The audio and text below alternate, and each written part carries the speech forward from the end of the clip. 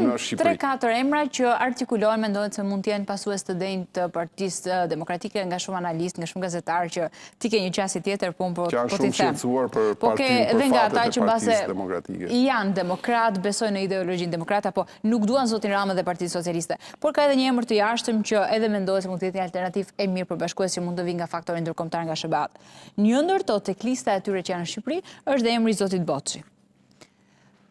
Nuk do t'ishte apo do t'jesh idealist më shumë se sa duhet që të shikoje vetën kryet Partisë Demokratike si një emër përbashkues, një figurë tjetër kur analizohet politikisht dikush mund t'i plotësosh të gjitha ato kritere që të tjerët, ata që besojnë tek Partia Demokratike, jo te lufta e brendshme që ka patur për shumë kohë, ta shohin si një alternativë përbashkuese zotin Boçi, dhe pse jo, të bëhet një alternativë qeverisë së. Spari nuk ka garë në Partinë Demokratike, nuk është hapur garë që të dalin kandidatura. Dhe unë nuk e kuptoj nga nisën tjerët, më thënë, ku e kam bazën e nisjes për të nxjerrë kandidatura.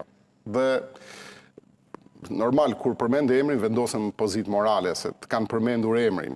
Dhe unë e kuptoj jo, nuk e thash fare se të kam të në studio. Janë vërtet mbiemra që artikulohen në media. Dhe, më thënë, çdo njeri ndërton atë projekcionin e vetë, dhe kur futet në politik, di mirë shkallët, ecjet, ngjitjet, vështirësitë, se njihet politika.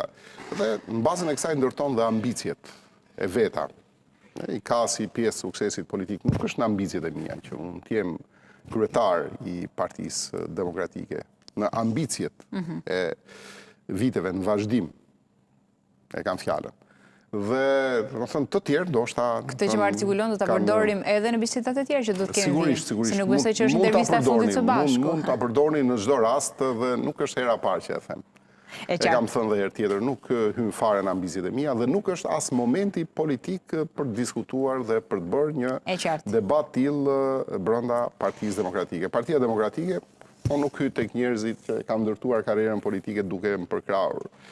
E kam ndërtuar, domethënë, duke bërë punë politike, të them drejtën. Edhe nuk dua, domethënë, që të interpretohet siç bëjnë këto kur duan sulmojnë interpretim servil. E ka drejtuesin e saj, e ka kryetarin e Partisë Demokratike. Të vazhdojmë luftën dhe ta çojmë deri në fund, bashkë me atë, bashkë dhe ne si ekip drejtues, sepse në atë analizën që do vi pasi të zgjidhim çështjen e ngërçit kësaj lufte, sigurisht secili duke filluar nga unë do marr përgjegjësitë e mia.